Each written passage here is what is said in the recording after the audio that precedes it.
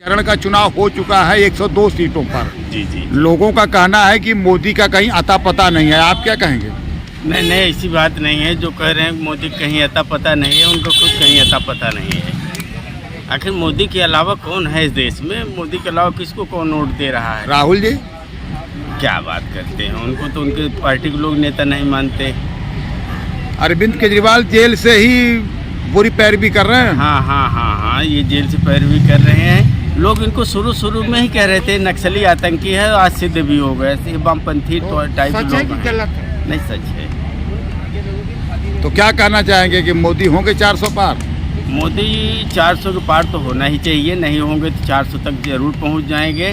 और 400 के पार इसलिए भी होना जरूरी है कि उन्होंने देश के लिए अच्छा काम किया है।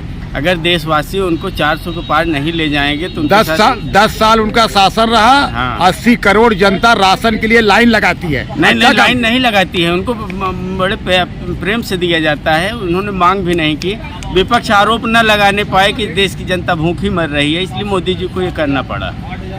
मतलब भूखी मर रही थी ना? नहीं, भूखी नहीं मर रही थी। विकसित भारत की बात कर रहे हैं। हाँ, भारत। तो आपको कैसे लगता है कि जब देश की जनता, जहाँ पे 80 करोड़ जनता राशन की लाइन में लगी हो, मुफ्त बिजली के लिए लगी हो, मुफ्त बस पे के लिए लगी हो, मुफ्त पानी की बात कर रही हो, उसको आपसे मतलब उम्मीद है क्या कि विकसित भारत की बात करोगे? मुफ्त मांगा ही नहीं। ये तो भगवान राम की महिमा है कि उनकी प्राण प्रतिष्ठा हो गई और उन्हीं की खुशी में राम को मोदी लाए थे।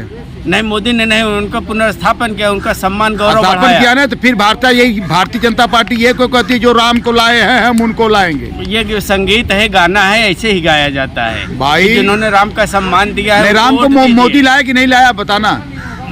राम तो पहले से ही यहाँ थे।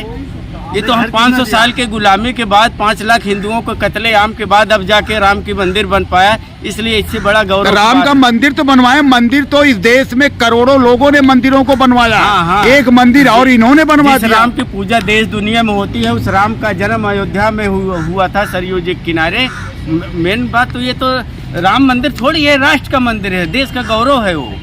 उसको एक मंदिर के रूप में करके वो छोटा नहीं किया जा सकता। पूरे हिंदुस्तान में कितने राम का मंदिर है? नहीं, वो जहाँ पैदा हुए थे उस राम मंदिर की बात कीजिए, जहाँ उन्होंने जन्म लिया था, उस राम मंदिर का ही गौरव है। राम पैदा कब हुए थे? भय प्रकट कृपाला दीन दयाला कौशल्या हितकारी। पैदा तो हुए नहीं। हाँ, वही है कि मैं पिछले 10 साल से कोर्ट में, पुलिस के पास, NDMC के पास चक्कर काट रहा हूँ, लेकिन न्याय नहीं मिलता। करप्शन इतनी है कि कोई सुनने को तैयार ही नहीं है। अगर विजिलेंस में जाते हो तो विजिलेंस डिपार्टमेंट करप्ट ऑफिसर को बचाने की बात करते हैं। अगर कोर्ट में लड़ाई लड़ रहे हैं तो कोर्ट में जो पैनल लॉयर हैं वो हर तरीका अख्तियार करते हैं कि किसी तरीके से इनको केस को डिले किया जाए और करप्ट ऑफिसर आसानी से रिटायर हो जाए, ताकि बाद में उनके खिलाफ डिपार्टमेंट इंक्वायरी ना हो सके।